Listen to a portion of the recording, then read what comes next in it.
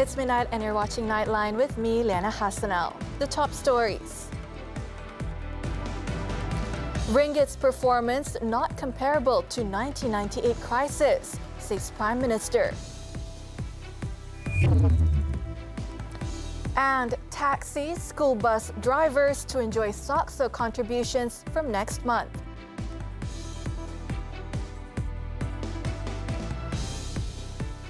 Good morning.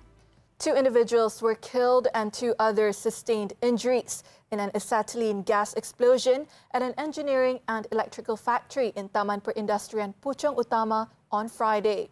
Selangor Fire and Rescue Department Assistant Director of Operations, Ahmad Mukhlis Mukhtar, said the department received a distress call at 10:14 a.m.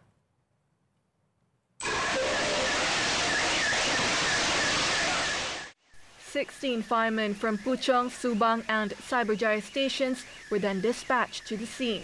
During rescue operations, it was discovered that the bodies of the deceased were not intact, leading to a prolonged retrieval process. The deaths were confirmed by Subang Jaya Deputy Police Chief Superintendent Muhammad Fairuz Jafar, who said police are also checking up on the owner to see if there were any breaches to safety standard operating procedures. Ini kecederaan tu agak serius lah. Kecederaan yang dialami oleh si mati agak serius. Hancur.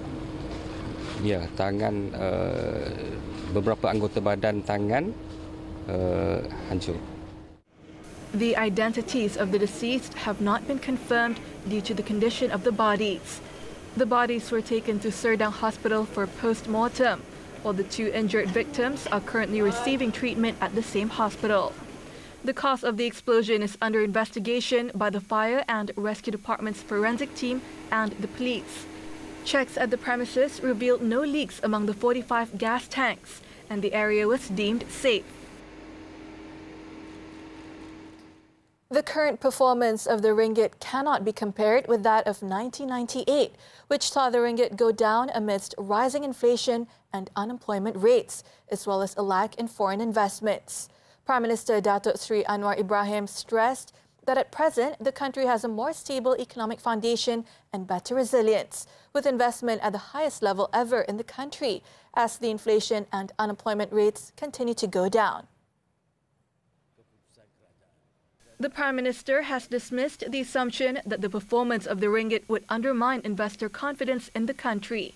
Malaysia saw a record high of 329.5 billion ringgit in approved investments last year, a 23% increase from 2022's total, which is the highest ever recorded. Mengapa harus dilihat hanya dari segi ringgit dan dibandingkan dengan 98 seperti mana saya sebut tadi, ringgit jatuh, pelaburan jatuh, inflasi naik. Jadi dia tak sama. Sekarang ini pelaburan kita, angka terakhir yang diumumkan semalam selepas mesyuarat Majlis Pelaburan Negara, itu tertinggi dalam sejarah Malaysia. Kalau keyakinan itu kurang kerana ringgit, dia tidak akan ada pelaburan seperti itu. Anwar said the central bank is currently looking into the matter and the government will be monitoring the performance of the ringgit, which follows similar trends with other regional currencies that have been influenced by external factors. The Prime Minister was speaking to the media after officially launching the Tun Razak Exchange as Malaysia's international financial centre. Anwar also announced incentives for companies looking to relocate their base to the financial centre. The incentives include an industrial building allowance, tax exemption on 70% of the statutory income for a period of 5 years for property developers, stamp duty exemption on loan and service for TRX status company. On another matter, Padi Beras Nasional Berhad, Bernas, has agreed to review the price of imported white rice to be sold at a cheaper price. Datuk Sri Anwar said this would provide an alternative for the people to purchase rice at a more affordable price. The Prime Minister had earlier chaired the special meeting of the National Action Council on Cost of Living, NACOL, on Friday. During the meeting, Anwar also highlighted the importance of enhancing enforcement to ensure the availability of rice in the market and prevent wholesalers or manufacturers from profiting excessively or engaging in the adulteration of content with local and imported white rice to be sold at high prices. In a statement following the meeting, Anwar said despite the supply and price of local white rice in the domestic market being under control, the government has received complaints regarding its limited supply. He said after hearing and considering all the views and suggestions received, the meeting resolved that the Agriculture and Food Security Ministry would lead and coordinate a more detailed engagement session soon. He added that the engagement should take into account the price of paddy purchases, supply factors, world rice import prices, the sustainability of local rice supply, and the impact on consumers. The Prime Minister has directed the results of the engagement session be presented and finalized at the NACOL meeting on March 20th, before being submitted to the Cabinet. In the meantime, Anwar had requested the expansion of sales programs, such as Jualan Rahmah and Jualan Agromadani, in order to facilitate the people in purchasing daily necessities, including rice, at lower prices compared to the market. Effective next month, taxi drivers and school bus drivers in the country will benefit from Social Security Organisation SOCSO subscriptions, which will be fully paid by the government. Transport Minister Anthony Loke said 90% of their SOCSO subscription will be borne through an allocation from the Finance Ministry, while the Transport Ministry is paying the remaining 10% for 1 year. He said the move was to provide social protection to taxi and school bus drivers in the event of an accident. It will benefit a total of 35,000 taxi drivers and 18,000 school bus drivers in the country. Elaborating on the matter, Loke said that he had discussed the matter with SOCSO, as well as the list of taxi and school bus drivers from the Land Public Transport Agency, APAT. He added that taxi drivers and school bus drivers will not need to contribute for SOCSO subscription for a year, but will only have to register their names. Dive into the pulse of Pulau Pinang's economic vision. What's the driving force behind the Pearl of the Orient's impressive growth? And what's the state's key strategies and future plans? Join me as I will be speaking about Pulau Pinang as the investment powerhouse in this country. This Saturday at 5 p.m. on TV3 and stream on Tonton.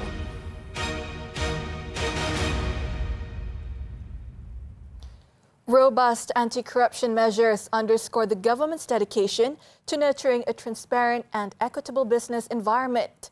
Sultan of Perak, Sultan Nazrin Shah, said the nation must prioritize good governance to bolster investor trust. In addressing significant hurdles to spur economic progress, His Royal Highness said Malaysia is not immune to the complexities of the global economic landscape, influenced by geopolitical shifts, trade dynamics, and major power alliances. Sultan Nazrin said government initiatives targeting new growth sectors represent a strategic move to elevate the nation's global competitiveness, and it is imperative for Malaysia to project itself as a stable, peaceful, and harmonious nation. His Royal Highness added that a stable, peaceful, and harmonious nation holds the potential to flourish, bestowing its prosperity to uplift the well-being of its people. Negara yang kuat adalah negara yang warganya memiliki kematangan untuk menerima kelainan dan perbezaan. Warga yang memiliki kedewasaan untuk menerima hakikat bahawa setiap warga memiliki kelemahan di samping kekuatan. Sultan Nazrin said this when opening the second meeting of the 15th Perak State Legislative Assembly in Ipoh, Perak on Friday.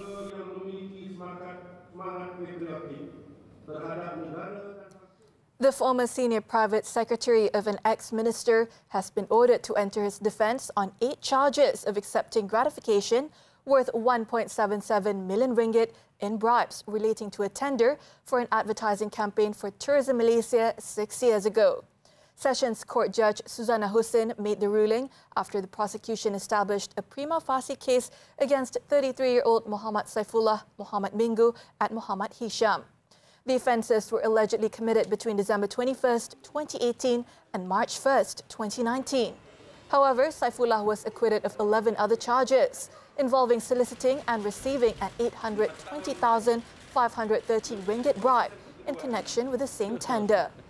The judge also acquitted Saifullah's fiancée, 32-year-old Nurfaziana Kadir, of charges of conspiring with him to receive a 232,000 bribe after ruling that the prosecution had failed to establish a prima facie case against her. The judge then set April 17th for the defense case.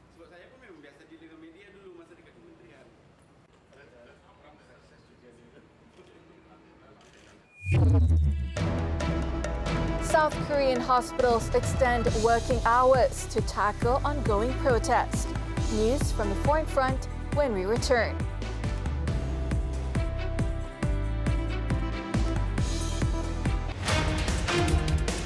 Dive into the pulse of Pulau Pinang's economic vision.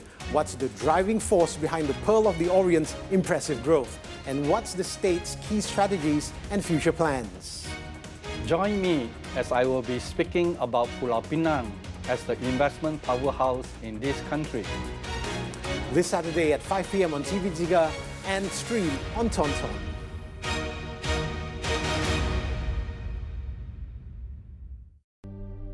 Tapi kalau pergi sekolah tu memang saya tak makan. Tak cukup nasi.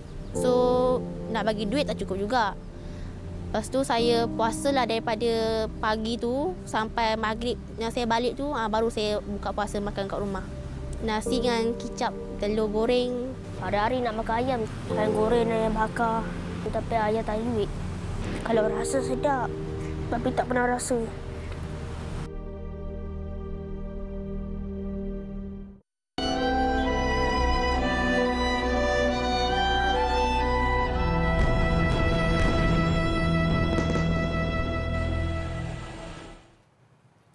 The foreign front. For the fifth consecutive day, the International Court of Justice, ICJ, in The Hague continues its public hearings regarding the legal implications arising from Israel's policies and practices in the occupied Palestinian territories, including East Jerusalem. Addressing the ICJ, Namibia's Justice Minister Yvonne Dausab demanded that the court recognize Israel's occupation of Palestinian territories as illegal, while the representative of the Sultanate of Oman stated that more than 75 years have passed and the Palestinian people remain under Israeli occupation, facing injustice, the absence of justice and massacres. He stressed that the world has witnessed for over 4 months the worst atrocities and forms of genocide. As for Norway's representative, it said the construction of settlements and the apartheid wall are real obstacles to achieving peace. This as Indonesia expressed solidarity with the Palestinian cause and condemned Israel's blatant violations of international law. The hearings come within the framework of the UN General Assembly's request for an advisory opinion from the International Court of Justice on the legal consequences of Israel's prolonged occupation for over 57 years. Meanwhile, the Zionist regime has killed at least 40 Palestinians in attacks on central Gaza overnight, ahead of a new round of international talks to broker a truce. According to officials late on Thursday, the heinous massacre committed by Zionist forces in Deir el-Balah injured more than 100 people, with the overwhelming majority of casualties comprising women and children. It was also reported that residential homes were attacked without any prior warning in the strikes. In response, Hamas on Friday said that the attacks on the homes confirmed to the international community that Israel is a rogue entity that does not care about human loss and values. Meanwhile, the United States National Security Council spokesperson John Kirby said negotiations for a ceasefire and the exchange of captives held in the enclave for Palestinian prisoners had been constructive.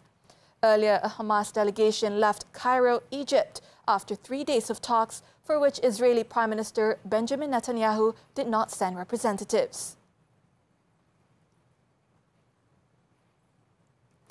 Back home, Malaysia has agreed to increase financial aid to the United Nations Relief and Works Agency, UNRWA, for Palestine refugees in the Near East following the actions of several major countries to stop their contributions. Prime Minister Datuk Sri Anwar Ibrahim said he had shared the matter in his conversation with the President of Egypt, Abdel Fattah el-Sisi, on Thursday.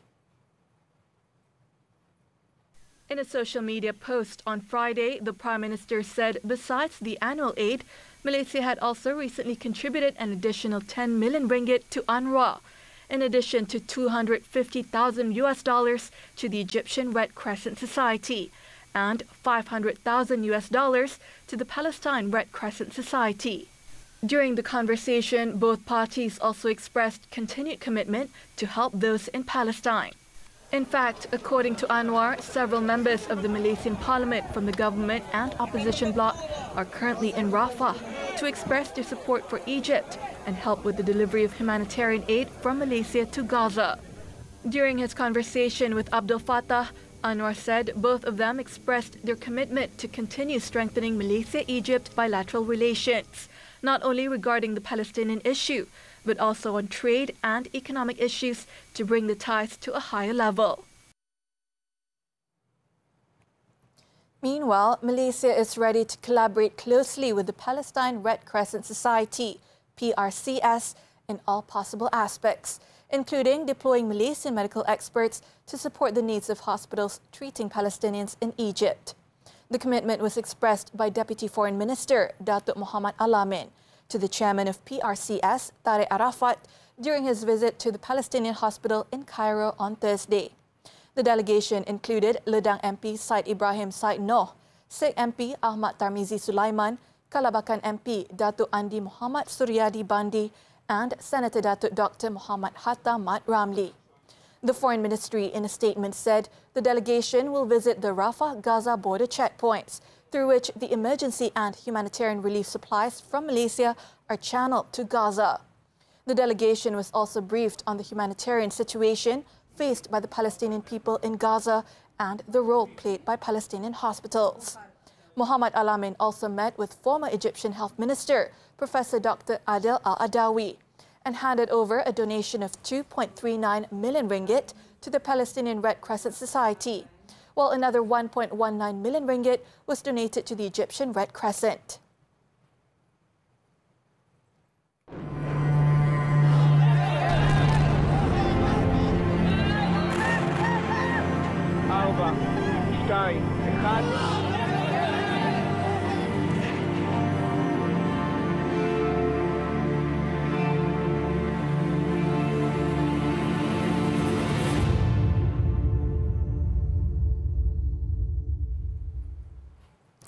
A spacecraft built and flown by Texas-based company Intuitive Machines landed near the moon's south pole on Thursday, marking the first U.S. touchdown on the lunar surface in more than half a century, and the first ever achieved by the private sector. However, initial communications problems following the landing raised questions about whether the vehicle may have been left impaired or obstructed in some way. After landing, it took some time to re-establish communications with the spacecraft and determine its fate some 384,000 kilometers from Earth. When contact was finally renewed, the signal was faint, confirming that the lander had touched down, but leaving mission control immediately uncertain as to the precise condition and orientation of the vehicle. NASA, with several research instruments aboard the vehicle, however, hailed the landing as a major achievement in its goal of sending a squad of commercially flown spacecraft on scientific scouting missions to the moon, ahead of a planned return of astronauts there later this decade.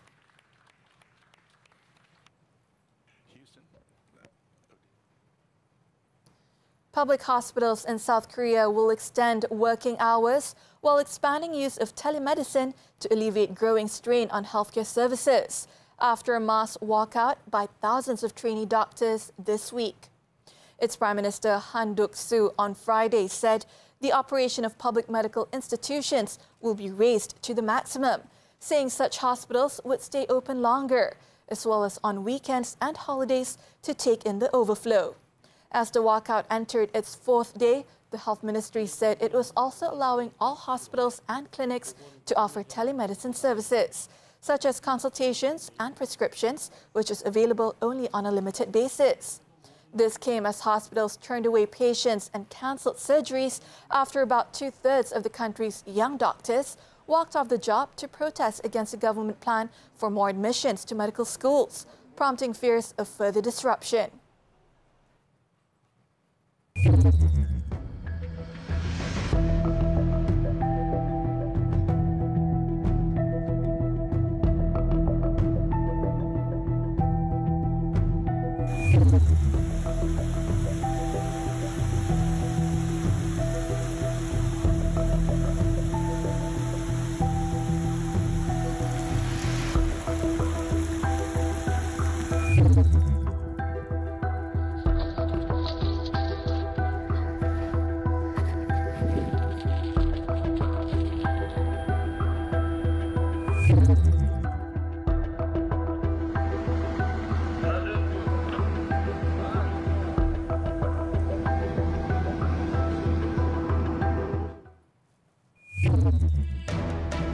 Al Hilal fights back to stay on course. Sports after this breather.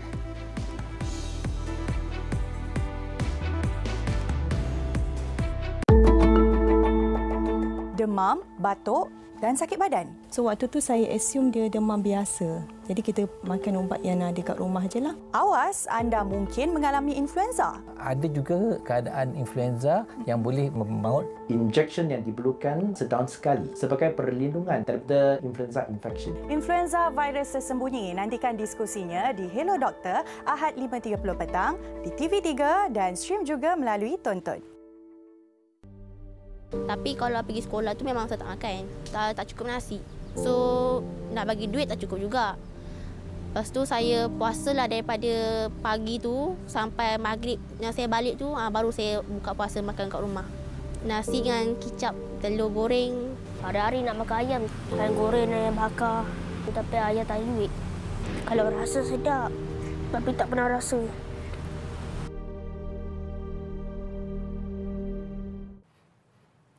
We're back with sports, football, the 2023-2024 AFC Champions League. Alexander Mitrovic sent Al Hilal into the quarterfinals as the Saudi Arabian side defeated Iran Sepahan 3-0 on Friday to progress 6-2 on aggregate. Farshad Ahmadzadeh put the Iranians in front when he bundled the ball over the line in the 54th minute. But Sepahan's momentum was stalled when Siavash Yazdani was sent off in the 71st minute for a late challenge on Markham Oliveira. Salem Al-Dasari turned inside the Sepahan penalty area to strike 5 minutes later to restore Al Hilal's 2-goal cushion overall, and Ruben Neves confirmed his side's progress with a thunderous strike from a distance in the 82nd minute. Mitrovic then sealed the game in stoppage time by firing the ball into the net from close range, securing a last-8 clash with Al Ittihad. The first legs of the quarterfinals will be played from March 4th to 6th, with the return fixtures held from March 11th to 13th.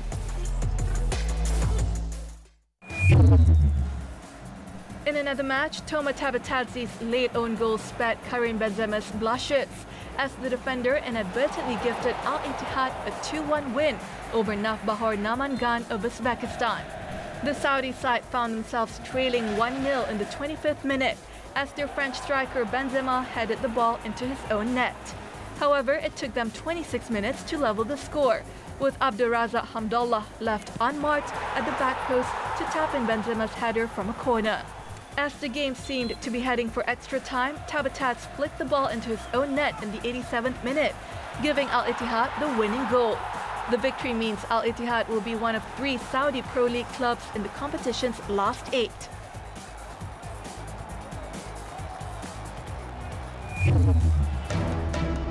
When we return, customs thwarts attempts to smuggle nearly 7 million ringgit worth of shabu.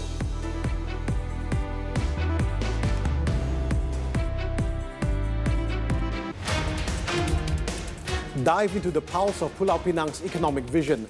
What's the driving force behind the Pearl of the Orient's impressive growth? And what's the state's key strategies and future plans? Join me as I will be speaking about Pulau Pinang as the investment powerhouse in this country. This Saturday at 5 p.m. on TV3 and stream on Tonton.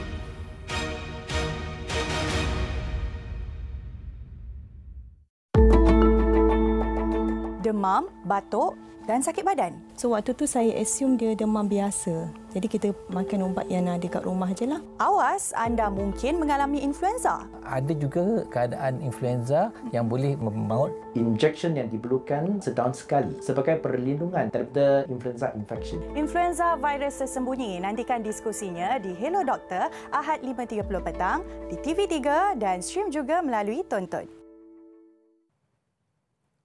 Welcome back.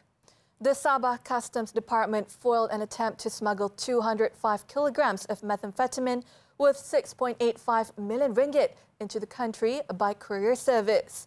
State Zone Customs Assistant Director General Datuk Muhammad Nasir Deraman attributed the success to intelligence work and information from the Customs Department's Operation Combat Team, COBRA, which led to a raid at a courier company's premises in Penampang at 9:10 a.m. on February 15th. The raiding team, which also included personnel from the enforcement branch of the Kota Kinabalu International Airport, found 15 boxes suspected of containing drugs. Further examination of the boxes using a drug detection device found they contained methamphetamine, and the package is believed to have been sent via air cargo from Kuala Lumpur. No arrests have been made so far, but efforts were being made to trace the sender and receiver. The modus operandi was to send the box containing the drugs to the address of the courier company where it would be picked up. The case is being investigated under the Dangerous Drugs Act.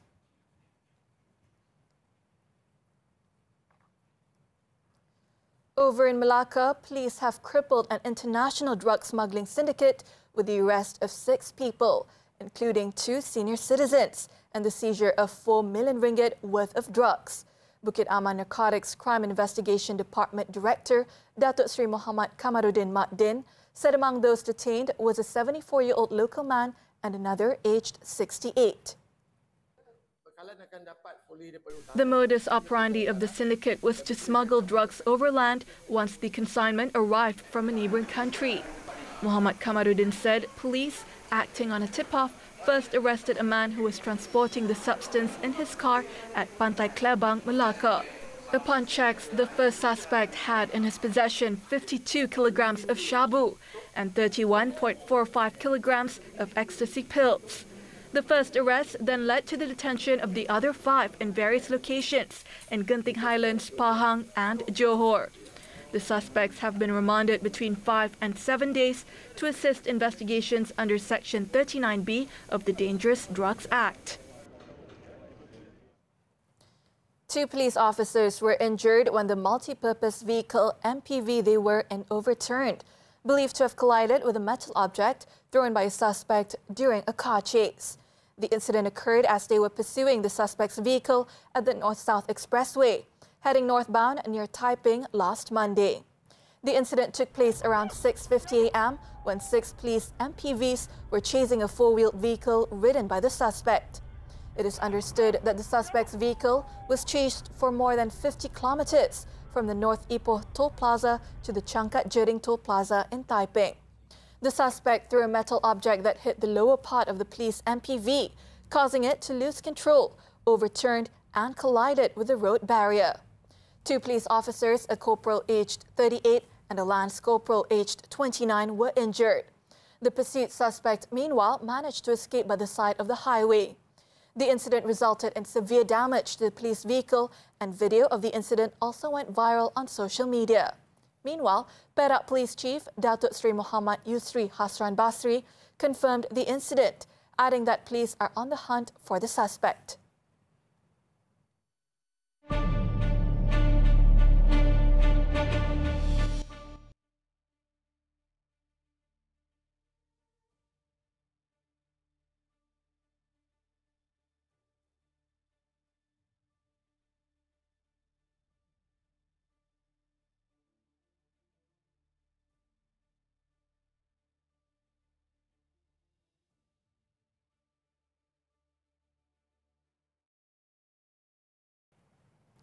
As we wrap up Nightline this time around, let's take a look as people across China enjoy the dazzling and glittering beauties of various lanterns ahead of the Lantern Festival, which symbolizes condensed cultural deposit of the Chinese nation.